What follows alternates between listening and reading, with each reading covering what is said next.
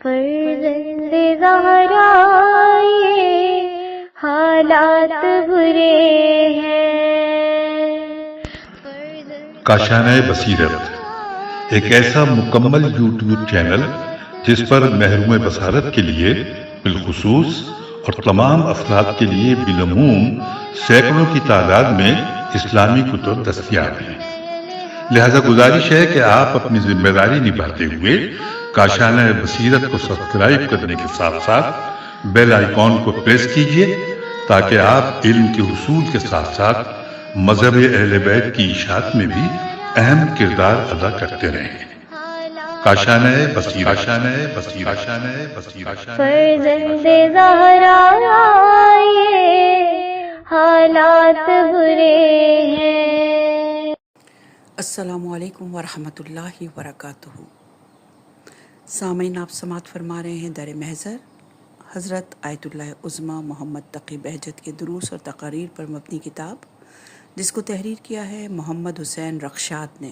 کتاب کا ترجمہ سید مجیب الحسن نقوی صاحب نے کیا ہے۔ آج ہم آپ کے سامنے اس کی 24ویں ریکارڈنگ پیش کر رہے ہیں۔ صفحہ نمبر 368، عنوان ہے الناس معدن۔ لوگوں کے درمیان بہت ذہین افراد بھی ہوتے ہیں اور بہت کند ذہن لوگ بھی پائے جاتے ہیں۔ اسی طرح مامون اور امین بھی تھے۔ وہ ایک استاد کے پاس تعلیم حاصل کرتے تھے۔ ایک مرتبہ استاد نے مامون کے قالین کے نیچے ایک کاغذ رکھ دیا۔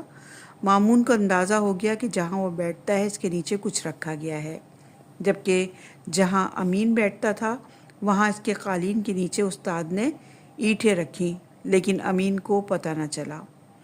روایت میں ہے کہ لوگ ایسے معدن ہوتے ہیں جیسے سونا اور چاندی کے معدن ہوتے ہیں، اور یہ روایت اصول کافی کی جلد نمبر 8 صفحہ نمبر 177 پر ہے۔ ایک صاحب کا دعویٰ تھا کہ اگر کوئی خط لکھ رہا ہو اور وہ اس کے قلم کی حرکت کو دیکھ لیں تو سمجھ جاتے ہیں کہ سامنے والا کیا لکھ رہا ہے۔ ہم بھی جانتے تھے کہ وہ بہت ذہین ہے۔ علاوہ ازیں ایک اور صاحب تھے کہ وہ اپنے بچے کو اشاروں کے ساتھ یوں بات سمجھاتے تھے کہ وہاں بیٹھا ہوا ہر شخص سمجھ جاتا تھا کہ حضرت کیا کہہ رہے ہیں۔ آپ ملاحظہ کریں کہ لوگوں کے درمیان سمجھ بوجھ کے اعتبار سے کس حد تک فرق پایا جاتا ہے۔ یہی سادہ کام جیسے نماز کسی کو آسمانوں تک لے جاتی ہے اور کچھ کے لیے بے سود ہوتی ہے، اور انہیں اپنے آس پاس کی بھی خبر نہیں ہو پاتی۔ کسی کے لیے یہی نماز اعلیٰ علین کا درجہ رکھتی ہے اور کسی کے لیے صرف اٹھک بیٹھک سے زیادہ کچھ نہیں۔ صفحہ نمبر 369، عنوان ہے شعر پڑھنا۔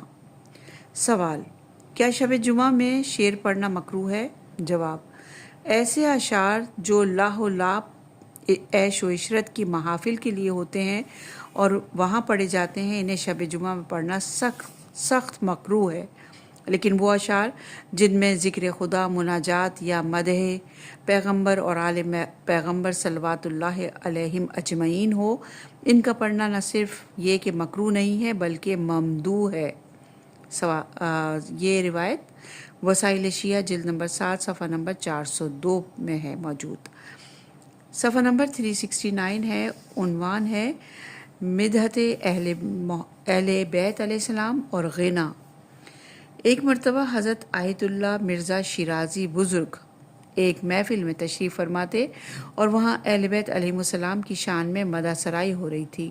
البتہ مدح سرائی میں غنا کی صورت پائی جاتی تھی۔ حضرت آیت اللہ شیرازی خاموشی سے بیٹھے رہے اور انہوں نے کسی قسم کا کوئی اعتراض نہ کیا، جبکہ آیت اللہ شیرازی اس کام کو جائز نہیں سمجھتے تھے۔ محفل ختم ہونے کے بعد آیت اللہ شیرازی نے اس عمل کی وجہ دریافت کی گئی تو انہوں نے کہا، پڑھنے والے کی حیثیت میرے نزدیک اہم تھی، لہٰذا میں ان کے احترام میں خاموش رہا۔ اسی طرح ہمارے اساتذہ میں سے ایک نے بیان کیا تھا کہ ایک محفل میں جناب وحید بھیمانی تشریف فرماتے ہیں، جو کہ عظیم فقیہ محمد باقر بن محمد اکمل حائرینی المعروف وحید بہیمانی صاحب، کتاب حاشیہ علی ارشاد الاذہان و حاشیہ علی المدرک، یعنی یہ انہوں نے لکھی ہیں کتابیں، ان کا نام پورا بتایا گیا۔ وہاں اہل بیت علیہ السلام کی مدح آرائی کو بصورت غنا پڑھا جا رہا تھا۔ جناب وحید نے اعتراض نہ کیا۔ اسی محفل میں سید بحر العلوم بھی تشریف فرما تھے۔ سید بحر العلوم جناب وحید کے شاگردوں میں سے تھے۔ انہوں نے اپنے استاد کی طرف دیکھا اور کہا، آپ اس پر خاموش کیوں ہیں؟ جناب وحید نے جواب میں کہا، اے سید خاموش رہیں۔ صفحہ نمبر 370 عنوان ہے ائمہ علیہم السلام اور شعر۔ سورہ یاسین کی آیت نمبر 69 میں ارشاد باری تعالیٰ، اور ہم نے اپنے پیغمبر رسول اکرم صلی اللہ علیہ وآلہ وسلم کو شعر کی تعلیم نہیں دی ہے۔ اس سے مراد یہ ہے کہ پیغمبر اکرم صلی اللہ علیہ وآلہ وسلم پر جو قرآن مجید نازل کیا گیا وہ کوئی شعری مجموعہ نہیں ہے۔ یہ الگ بات ہے کہ اس کے اندر کمال ادب اور زبان پایا جاتا ہے۔ لہٰذا ہم جانتے ہیں کہ ائمہ اطہار علیہ السلام نے سے بعض اشعار نقل ہوئے ہیں۔ امام حسین علیہ السلام نے کئی ایک اہم مواقع پر مناسبت کے ساتھ اشعار پڑھے ہیں، اور یہ روایت وسائل شیعہ جلد نمبر 7 صفحہ نمبر 404، مستدرک الوسائل جلد نمبر 6 صفحہ نمبر 100، اللحوف صفحہ نمبر 74 اور 75 پر موجود ہے۔ صفحہ نمبر ہے 370 عنوان ہے قلبی رابطہ۔ بہت دفعہ ایسا ہوا کہ ایک شخص کو جب کسی دوسرے شخص سے کام پڑتا ہے تو دوسرا شخص بغیر کسی اطلاع کے اس پہلے والے شخص کے گھر پہنچ جاتا ہے اور وہ پوچھتا ہے کہ تجھے مجھ سے کیا کام ہے۔ لہٰذا اہل ایمان کے قلبی رابطے سے انکار نہیں کر سکتے۔ ہم نے دیکھا کہ دو جڑواں بھائی تھے، ایک تہران میں رہتا تھا اور دوسرا نجف میں رہائش پذیر تھا۔ ان دونوں کے درمیان بہت زیادہ محبت تھی۔ ایک دفعہ کا ذکر ہے کہ ایک بھائی نے کہا، میں نے خواب میں دیکھا ہے کہ کچھ لوگ مجھ سے کہہ رہے ہیں انگور لے لو۔ میں نے پوچھا، کہاں ہیں انگور؟ وہ شخص کہتا ہے کہ جب میں یہ کہہ رہا تھا کہ کہاں ہیں انگور تو میرے پاس بیٹھے ہوئے کچھ لوگ جو جاگ رہے تھے انہوں نے بتایا کہ تم اونچی اونچی آواز میں کہہ رہے تھے کہاں ہیں انگور۔ اتنے میں کسی نے بتایا کہ اسی وقت میں اس کا دوسرا بھائی بھی اپنے گھر میں سو رہا تھا اور وہ بھی نیند میں یہی کہہ رہا تھا کہ کہاں ہیں انگور۔ اسی طرح نجف کے 5 علماء کا واقعہ ہے کہ سب نے ایک ہی رات خواب میں امام زمانہ علیہ السلام کی زیارت کی۔ خواب میں امام زمانہ علیہ السلام جناب شیخ طوسی ابو جعفر محمد بن حسن طوسی صاحب کتاب الاختیار الرجال، الاستبصار، عدت الاصول، النحیہ فی المجرد الفقی والفتاوی وغیرہ کی کتاب نحیہ کی تعریف کر رہے تھے۔ تمام علماء نے امام علیہ السلام کی اس بات کو نوٹ کر لیا۔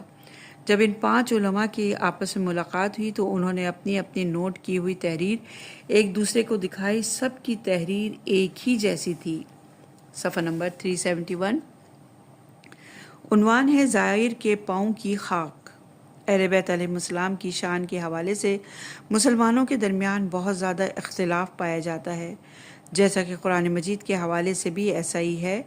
کچھ لوگ تو اعتقاد میں اتنے کمزور ہیں کہ زری کو بوسہ دینے میں بھی شک و شبہ کا شکار رہتے ہیں اور اعتراض کرنے لگتے ہیں۔ جناب شیخ انصاری نے حرم یا زری کو بوسہ دیا تو ایک شخص نے ان پر اعتراض کرتے ہوئے کہا، جناب شیخ آپ بھی؟ مرحوم دربندی نے کہا، جناب آپ کا کام لوگوں کے لیے دلیل ہوتا ہے۔ جب آپ حرم جاتے ہیں، حضرت ابو الفضل عباس علیہ السلام کی زری کو بوسہ دیتے ہیں تو اسے اپنے لیے دلیل بنا لیتے ہیں۔ شیخ انصاری نے جواب میں کہا، میں تو حرم کی اس جگہ کو بھی بوسہ دیتا ہوں جہاں زائر کے قدموں کی خاک گرتی ہے، کیونکہ حضرت سید الشہداء علیہ السلام سے روایت نقل ہوئی ہے، زری کو چاروں اطراف سے بوسہ دو، اور یہ روایت بہار الانوار جلد نمبر 98 صفحہ نمبر 336، اقبال الاعمال صفحہ نمبر 212 پر موجود ہے۔ صفحہ نمبر 372 عنوان ہے کلمات القصار۔ بہت اچھا ہوگا کہ تمام ائمہ علیہ السلام کے کلمات قصار کو حرف تہجی کی ترتیب کے ساتھ اکٹھا کر لیا جائے، جنہیں ایک کتاب میں یا چند جلدی کتابوں میں شائع کیا جائے۔ سوال: کیا ائمہ علیہم السلام کے خطبات اور کلمات القصار اکٹھے کیے جا سکتے ہیں؟ جواب: کسی ایک خطبے کا جملہ کلمات قصار کے عنوان سے ذکر کرنا خلاف قاعدہ ہے۔ ظاہر میں طویل گفتگو میں سے چھوٹے جملوں کو الگ کرنا کلمات القصار کو اکٹھا کرنا نہیں ہے، بلکہ ان سے مراد وہ چھوٹے جملے ہیں جو الگ سے معصومین علیہ السلام سے نقل ہوئے ہیں اور ہم تک پہنچے ہیں۔ اگر کوئی صاحب انصاف ہوگا تو اس کے لیے یہی کلمات قصار ہی کافی ہیں، جن کے ذریعے ائمہ معصومین علیہ السلام کی افضلیت ثابت ہو جاتی ہے۔ نیز ائمہ معصومین علیہ السلام کے حق ہونے پر بھی یہی کلمات قصار مہر تصدیق ثبت کرتے ہیں۔ صفحہ نمبر 372 عنوان ہے فتویٰ اور احتیاط۔ جب بھی مرزا بزرگ شیرازی سے شرعی مسئلہ پوچھا جاتا تھا تو وہ جواب دینے میں بہت زیادہ احتیاط سے کام لیتے تھے۔ اکثر اوقات فتویٰ نہیں دیا کرتے تھے، یعنی ہر سوال کے جواب میں فتویٰ نہیں دینا چاہیے، کیونکہ یہ خلاف احتیاط ہے۔ البتہ مجتہد فتویٰ نہ دے سکتا ہو تو احتیاط سے ہی کام لینا چاہیے، لیکن مجتہد فتویٰ دے سکتا ہو تو اسے فتویٰ ہی دینا چاہیے، اور اگر مصلحت کا تقاضا ہو تو اس میں پائی جانے والی احتیاط کا ذکر کر دے۔ اس بنا پر اگر کوئی فتویٰ دے سکتا ہے تو فتویٰ میں مطلق الاحتیاط لکھنا جائز ہے۔ میں نے عروہ پر ہاتھ سے لکھا ہوا مرزا محمد تقی شیرازی کا حاشیہ دیکھا ہے۔ انہوں نے شروع سے آخر تک لفظ احتیاط کا بہت زیادہ استعمال کیا ہے۔ صرف چند جگہوں پر لکھا ہے لا یترک، یعنی جہاں صاحب عروۃ الوثقیٰ نے فتویٰ دینے میں احتیاط برتی ہے وہاں انہوں نے واضح فتویٰ دیا ہے۔ بعض جگہوں پر لکھا ہے کہ احتیاط مستحب یہ ہے کہ بہرحال وہ بھی بہت کم فتویٰ دینے والے شخص تھے۔ صفحہ نمبر 373 عنوان ہے حاشیہ عروۃ الوثقیٰ۔ مشہور ہے کہ عروہ پر لکھے گئے حواشی میں سے سید محمد فیروز آبادی کا حاشیہ سب سے زیادہ مقبول ہے۔ شاید جناب ماں مکانی کا حاشیہ عروہ پر پہلا حاشیہ تھا، لیکن میرے خیال میں سید صدر ابو محمد حسن بن ہادی موسوی کاظمی کا حاشیہ عروہ پر لکھا گیا اولین حاشیہ تھا۔ ظاہر میں یہ حواشی صاحب عروہ کی قید حیات میں ہی لکھے گئے تھے۔ صاحب عروہ بھی اس بات سے مطلع تھے کہ ان کے معاصرین کتاب عروۃ الوثقیٰ پر حواشی لکھ رہے ہیں۔ حواشی لکھنے والے زیادہ تر افراد کی جانب سے صاحب عروہ کے نظریات کی مخالفت نہیں کی گئی تھی۔ الحاج شیخ عبد الکریم حائری نے جو عروہ پر حاشیہ لکھا ہے وہ بہت مختصر ہے، کچھ ورقوں سے زیادہ نہیں، لیکن جناب نائینی اور سید ابو الحسن اصفہانی نے اپنی شہرت اور مصروفیت کے زمانے میں جو حاشیہ لکھا ہے وہ مفصل اور بہت اچھا ہے۔ میری نظر میں جناب سید محمد فیروز آبادی اور شیخ عبداللہ ماں مکانی کے حواشے بھی مختصر ہی نہیں ہیں، البتہ مرزا محمد تقی شیرازی اور سید صدر کے حواشی مختصر ہیں۔ ہمارے استاد آیت اللہ حاج شیخ محمد حسین اصفہانی غروی جناب نائینی کے حاشیے کی تعریف کیا کرتے تھے اور کہتے تھے کہ اسے غنیمت شمار کرو، لیکن کم ہے اور بصورت حواشی ہے، یعنی عروہ پر اس سے زیادہ لکھا جانا چاہیے۔ صفحہ نمبر 374 عنوان ہے مجتہد تابع مقلد۔ مجتہد تابع مقلد۔ جناب حجت کہتے ہیں گزشتہ دور میں لوگ کسی کی تقلید کیا کرتے تھے تاکہ اس کے تابع ہو جائیں، لیکن آج کل لوگ چاہتے ہیں کہ اس کی تقلید کریں جو ان کے تابع ہو جائے اور لوگوں کی تقلید میں رہے، یعنی لوگوں کی خواہش ہوتی ہے کہ کسی ایسے مجتہد کی تقلید کریں جو ان کی مرضی کے مطابق فتاوی دے۔ صفحہ نمبر 374 عنوان ہے تقیہ۔ عجیب ہے کہ کوئی محدث ہم سے پوچھے تم نے جس سے روایت پڑھی ہے وہ ہر مطلب کے لیے روایت بیان کرتے ہو، کیسے تم نے ابھی تک اہل بیت علیہ السلام کے مزاج کو نہیں سمجھا اور ابھی تک نہیں جانتے کہ ائمہ اطہار علیہ السلام کیا تھے اور کیا کیا کرتے تھے؟ کیا جواب دیں گے؟ حضرت علی علیہ السلام سے حضرت حجت علیہ السلام تک سب کا مزاج کیسا رہا؟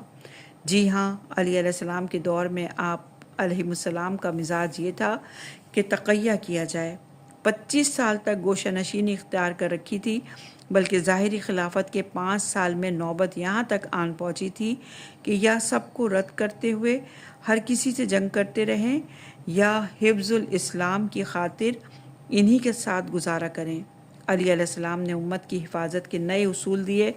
حسن بن علی اور حسین بن علی علیہ السلام نے بھی امت و دین کی حفاظت کے لیے اپنا سب کچھ قربان کر دیا، اور بعد والے ائمہ معصومین علیہ السلام نے نہ گوشہ نشینی اختیار کی اور نہ ہی جنگ کا راستہ اختیار کیا، بلکہ تیسرا راستہ یعنی تقیہ کا راستہ اختیار کیا۔ صفحہ نمبر 375 عنوان ہے عقل مندی کا تقاضا۔ شیخ جعفر کاشف الغطا اصفہان پہنچے۔ بعض لوگوں نے ان سے سوالات پوچھے اور جواب کی درخواست کی۔ شیخ جعفر نے لوگوں کو جواب دیتے ہوئے علمی اصطلاحات سے استفادہ نہ کیا۔ گفتگو عامیانہ ہونے کی وجہ سے عوام کو پسند نہ آئی، جبکہ گفتگو مدلل تھی۔ لوگوں نے اعتراض کیا کہ آپ کی گفتگو معقول نہیں ہے، لہٰذا آپ کیا جواب دیں گے؟ شیخ جعفر کاشف الغطا نے کہا، میں نے جو کچھ بیان کیا ہے اس میں اصطلاحات کا استعمال تو نہیں، لیکن ہر بات اہل بیت علیہ السلام کی روایت سے بیان کی ہے۔ ہمیں یہ حکم نہیں کہ ہم علمی اور عقلی اصطلاحات کا استعمال کریں، بلکہ ہمارا فریضہ ہے کہ ایسی گفتگو کریں جس سے نتائج حاصل ہوں۔ صفحہ نمبر 375 عنوان ہے امام رضا علیہ السلام۔ گزشتہ دور میں جب کسی پر کوئی مشکل آتی، جب چند لوگ پریشان ہوتے تو دوسرے افراد غیر جانبدار ہو کر نہیں بیٹھ جاتے تھے۔ ایسی سوچ نہ تھی کہ ہم پر کوئی مصیبت نہیں آئی، جن پر مصیبت آئی ہے وہی بھگتیں، لہٰذا ہمیں ہمدردی کرنے کی ضرورت نہیں، بلکہ ہر کوئی دوسرے کا درد محسوس کرتا تھا، ہر کوئی آگے بڑھ کر دوسرے کی مشکل کو آسان بنانے کی خاطر اپنا کردار ادا کرتا تھا۔ اگر کچھ نہ کر سکتے تو کم سے کم اس کے لیے اجتماعی دعا کرتے۔ ایک صاحب کہہ رہے تھے کہ شیعوں کی ہر مشکل سے نجات کی خاطر میرے پاس ایک نسخہ کیمیا ہے، اور وہ یہ ہے کہ علم فقہ آل محمد صلوات اللہ علیہم اجمعین کو حاصل کیا جائے۔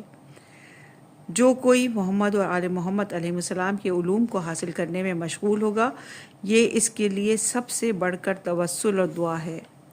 ایک مرتبہ رضا شاہ پہلوی کے دور میں 8 علماء اور 3 خطبہ کو گرفتار کر کے جیل لے جایا گیا۔ کچھ پتہ نہ تھا کہ ان سب کے ساتھ کیا سلوک کیا جائے گا۔ 3 دن تک انہیں کچھ معلوم نہ تھا کہ کس جرم میں اٹھایا گیا۔ سب قیدی گریہ وزاری کر رہے تھے، کوئی دعا پڑھ رہا تھا، کوئی توسل کر رہا تھا۔ ان میں سے ایک قیدی بتاتا ہے کہ سید یونس اردبیلی بھی ہمارے درمیان موجود تھے۔ وہ واحد شخص تھے جو بغیر کسی پریشانی یا اضطراب کے کتاب جواہر کا مطالعہ کر رہے تھے۔ ایک سید جو اس محفل میں موجود تھے کہنے لگے، میں مشہد میں تھا، ایک رات میں نے خواب میں دیکھا تھا کہ حضرت رضا علیہ السلام کسی آدمی کے آگے آگے چل رہے ہیں۔ میں نے سوچا کہ شاید وہ آدمی میں ہی ہوں، لیکن جب صبح میں بیدار ہوا تو دیکھا کہ سید یونس کا جنازہ لے کر آ رہے ہیں اور اسی صحن سے داخل ہو رہے ہیں جس دروازے سے امام رضا علیہ السلام داخل ہوئے تھے۔ صفحہ نمبر 376 عنوان ہے شعر اور نماز۔ ایک بات بہت مشہور ہو گئی تھی کہ شیخ اسماعیل تبریزی نے نجف سے کربلا جاتے ہوئے ایک شیر کو دیکھا تھا، لیکن وہ بالکل بھی نہ ڈرے تھے۔ جب ان سے پوچھا گیا کہ آپ نے شیر کو دیکھا تھا لیکن آپ بالکل بھی نہ گھبرائے، اس کی وجہ کیا ہے؟ انہوں نے جواب میں کہا، ایسا نہیں ہے کہ میں شیر سے ڈرا نہیں، بلکہ ہوا یوں کہ میں نے دیکھا کہ شیر میری طرف آ رہا ہے، اب کوئی راہ فرار نہیں، بہت جلد یہ شیر مجھے چیر پھاڑ دے گا اور میرے وجود کے ٹکڑے ٹکڑے کر دے گا۔ میں نے سوچا اس سے پہلے کہ شیر اپنا کام کرے اور مجھے تکلیفوں مصیبتوں میں مبتلا کر دے، میں اپنے پروردگار کی بارگاہ میں کھڑا ہو جاؤں، لہٰذا میں نے 2 رکعت نفل نماز کی نیت کر کے اللہ اکبر کہا۔ میں نماز پڑھ رہا تھا کہ شیر میرے قریب آ گیا، اس نے میرے گرد ایک چکر کاٹا اور پھر دور ہٹنے لگا، آہستہ آہستہ وہ دور چلا گیا۔ جب میری نماز ختم ہوئی تو شیر وہاں سے جا چکا تھا۔ صفحہ نمبر 377 عنوان ہے ہمارا فریضہ۔ دنیا کی بڑی طاقتیں جو ہمیں تباہ و برباد کرنے کا ارادہ رکھتی ہیں اور اپنے مقصد تک پہنچنے کی خاطر شب و روز سازشوں میں مبتلا ہیں، ہم ان دنیاوی بڑی طاقتوں کا مقابلہ کر سکتے، تو کیا اس کا مطلب یہ ہے کہ ہم اپنے فرائض کی ادائیگی سے پیچھے ہٹ جائیں؟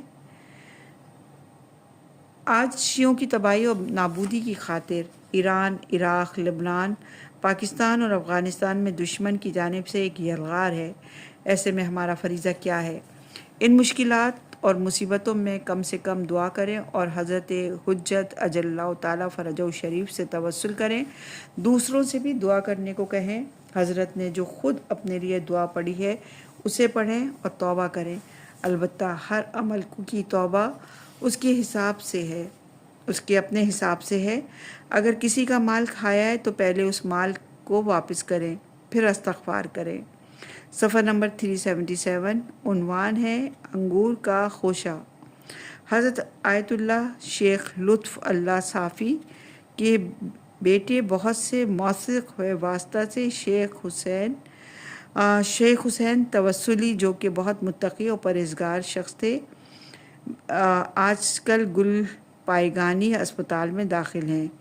وہ بیان کرتے ہیں کہ میں 3 رات پہلے خواب دیکھا، امام زمانہ علیہ السلام اور امام صادق علیہ السلام میری عیادت کے لیے آئے ہیں۔ امام زمانہ علیہ السلام کے ہاتھ میں انگور کا خوشہ ہے۔ امام نے اس میں سے ایک دانہ مجھے دیا اور میں نے کھا لیا۔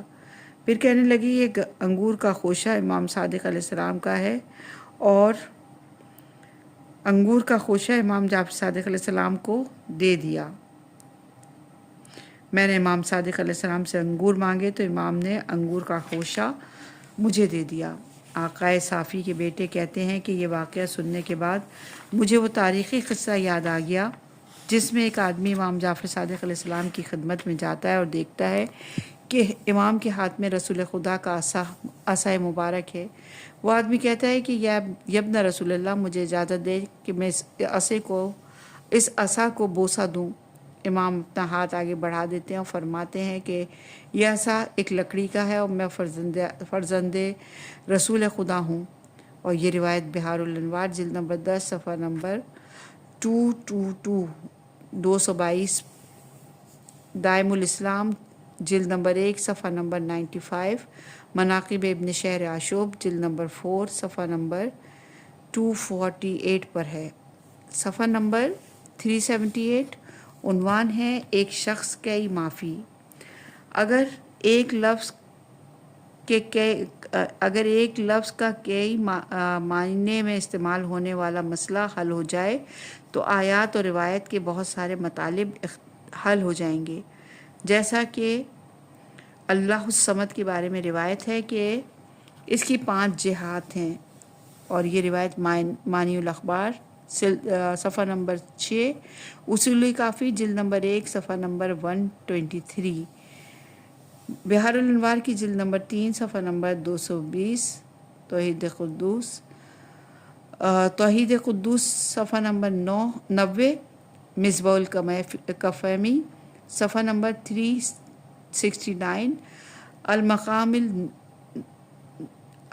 النساء صفحہ نمبر 54۔ یعنی اس میں سارے معافی پائی جاتی ہے، اور پھر یہ کہ اس میں جامع مشترک معنی بھی نہیں پایا جا سکتا۔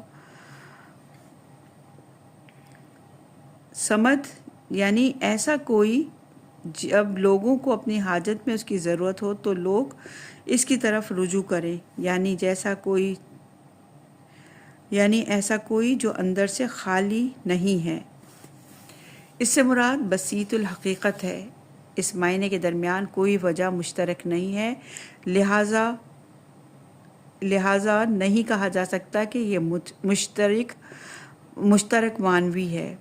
صفحہ نمبر 379، عنوان ہے حقیقی مبلغ۔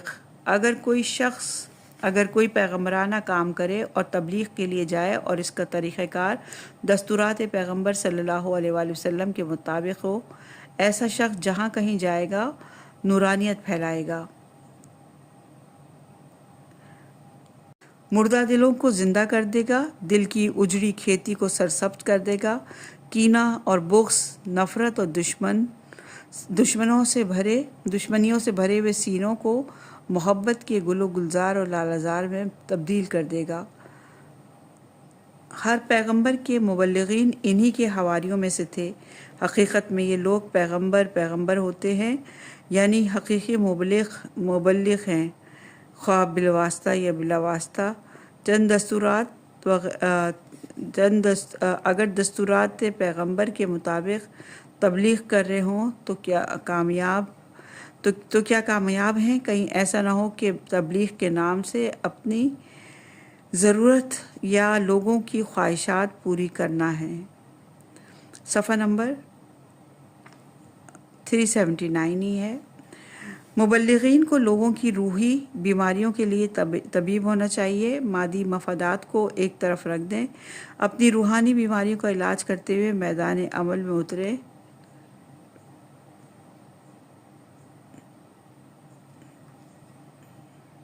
مبلغین کو لوگوں کی روحی بیماریوں کے لیے طبیب ہونا چاہیے۔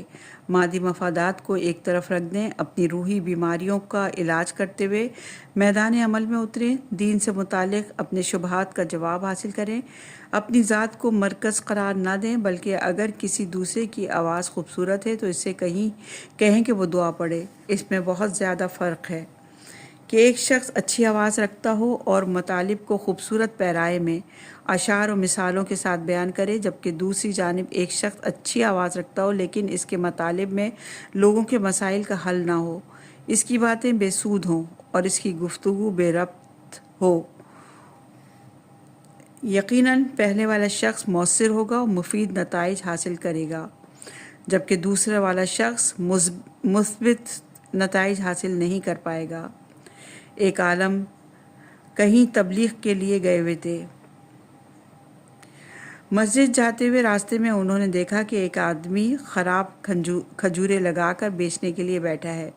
عالم دین وہاں سے گزر کر مسجد پہنچے۔ جب وہ ممبر پہ بیٹھے تو اسی بات کو مثال کے طور پر بیان کیا اور کہا، ایسا کیوں کرتے ہو؟ خدا کی نعمتوں کو خراب ہونے دیتے ہو اور پھر انہیں بیچنے کے لیے رکھ دیتے ہو۔ خراب کھجوریں بیچنے کا معاملہ کیا شرعی نقطہ نگاہ سے ٹھیک ہے؟ آپ خود سوچیں اور بتائیں، کیا اس معاملے کے عوض میں وصول کیے جانے والے پیسے حلال ہیں؟ کیونکہ لوگوں کو تکلیف دیتے ہوئے کوئی ناجائز کام کرتے ہو۔ اسی طرح ایک عالم دین تبلیغ کے لیے گئے تو جس شخص کے گھر مہمان ٹھہرے وہ داڑھی منڈا تھا۔ مولانا نے اس کی پرواہ کیے بغیر مسجد میں داڑھی منڈوانے کے خلاف تقریر کی اور داڑھی رکھنے والے کے ثواب کا بیان کیا۔ صفحہ نمبر 380 عنوان ہے استخارہ مرزا۔ آیت اللہ مرزا محمد تقی شیرازی استخارہ کرنے کے لیے کوئی دعا نہیں پڑھتے تھے۔ نہیں معلوم کہ وہ شاید ایک مرتبہ یا اللہ کہتے تھے یا نہیں۔ اب ایسا کرنا متعلقات استخارہ میں شمار کیا جا سکتا ہے یا نہیں؟ البتہ استخارے کا ایک مطلب یہ بھی ہے کہ آپ نے جو کچھ متعین کیا ہے آپ اسے پروردگار عالم سے طلب کر رہے ہیں، یعنی جو کچھ آپ کے مد نظر ہے یا جو کچھ آپ کے منظور نظر ہے آپ سے طلب کرنا چاہتے ہیں۔ اس اعتبار سے استخارے کا مطلب طلب الخیر نہیں ہوگا۔ صفحہ نمبر 380 عنوان ہے تسبیح اور قرآن سے استخارہ۔ سوال: قرآن سے استخارہ کیا کرتے تھے یا تسبیح سے؟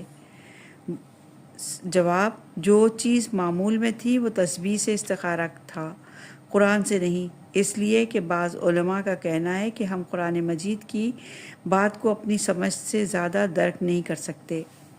صفحہ نمبر 381 عنوان ہے استخارہ آیت اللہ بہجت۔ میں جب بھی اپنے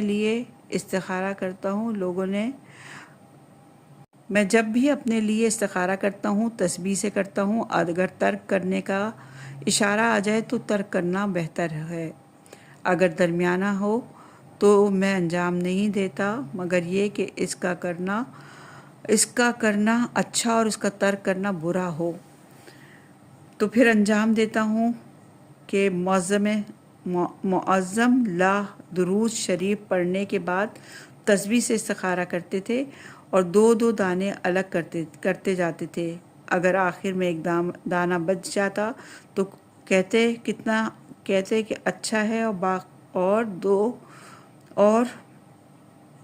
اگر ایک باقی بچتا تو کہتے کہ اچھا ہے، اور اگر 2 دانے باقی آتے تو کہتے کہ برا ہے۔ صفحہ نمبر 381 عنوان ہے قرآن سے استخارہ۔ جناب ہمدانی بزرگ علماء کے درمیان علم و عمل کے اعتبار سے ممتاز حیثیت رکھتے تھے۔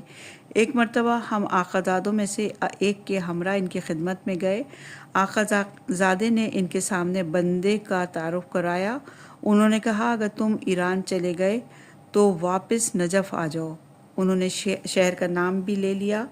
پھر ہم قم گئے۔ نہیں معلوم کہ واپسی کے لیے پاسپورٹ نہ بنا سکا تھا یا استخارہ کیا تھا۔ بہرحال پھر میں نجف واپس نہ گیا۔ کچھ شہروں سے مجھے دعوت آئی کہ میں حوضے کی سرپرستی کرنے وہاں پہنچ جاؤں۔ میں نے قرآن پاک سے استخارہ کیا تو 2 شہروں کے لیے مثبت جواب آیا۔ ان میں سے ایک شہر کا نام اس ہمدانی بزرگ نے بھی اپنی زبان پر جاری کیا تھا۔ یہ قرآنی معجزات اور بزرگوں کی کرامات سے ایک مثال ہے۔ صفحہ نمبر 381 عنوان ہے شیعہ کا خون۔ شیخ عبدالحسین تہرانی صاحب مصباح النجات اپنے کچھ ساتھیوں کے ہمراہ بغداد میں تھے۔ عبدالقادر گیلانی کی قبر کی زیارت کے لیے گئے۔ اس زمانے میں مزار کا متولی رشید علی تھا، جو کہ عراقی ممتاز شخصیت میں تھا۔ یہ لوگ وہاں مزار پر ایوان میں بیٹھے رہے۔ متولی نے ان کی اچھی پذیرائی کی۔ خادم ان کے لیے چائے لے کر آیا۔ جب واپسی جانے کے لیے اٹھا تو شیخ عبدالحسین نے 100 لیرے سونے کے سکے خادم کو دیا۔ جناب متولی بھی یہ منظر دیکھ رہے تھے۔ واپسی پر ان کے ہمراہ بعض شیعہ ساتھیوں نے اعتراض کیا کہ آپ نے سہم امام میں سے کیوں ایک اہل سنت شخص کو اتنی بڑی رقم دے دی؟ اس کے جواب میں شیخ خاموش رہے، لیکن تھوڑی ہی دیر گزری تھی کہ خبر آئی 2 شیعہ لوگوں کو سب شیخین کے الزام میں گرفتار کر لیا گیا ہے اور عدالت نے انہیں پھانسی کی سزا سنائی دی ہے۔ بہت جلد بغداد میں ان کی سزا پر عمل درآمد کیا جائے گا۔ شیخ عبدالحسین تہرانی نے سگریٹ کے فلٹر کاغذ پر کچھ لکھا اور رشید علی کے لیے بھجوا دیا۔ پیغام کے پہنچتے ہی خبر ملی کہ انہی 2 شیعہ لوگوں کو رہا کر دیا گیا ہے۔ اس کے بعد شیخ نے کہا وہ 100 لیرے ان 2 شیعہ لوگوں کا خون خریدنے کے لیے ادا کیے گئے تھے۔ مطلب یہ تھا کہ اگر ان 2 شیعہ لوگوں کی سزا معاف کروانے کی خاطر 100 لیرے کیا گیا تھا، ان 2 شیعہ لوگوں کی سزا معاف کروانے کی خاطر 100 لیرے ادا کیے گئے تھے۔ صفحہ نمبر 382 عنوان ہے سنگ مرمر۔ ایک مرتبہ جناب شیخ عبدالحسین تہرانی سامرا میں تھے تو آپ نے حکم دیا کہ مسجد متوکل کے ایک حصے میں کھدائی کی جا رہی ہے۔ اس مسجد کی دیواریں اور باقی چیزیں آثار قدیمہ میں شمار ہوتی ہیں۔ اس شیخ کے حکم پر نشاندہی کرنے والے حصے کی کھدائی کی گئی۔ کھدائی کے دوران وہاں سے بہت سے قیمتی اور نایاب سنگ مرمر کے پتھر برآمد ہوئے۔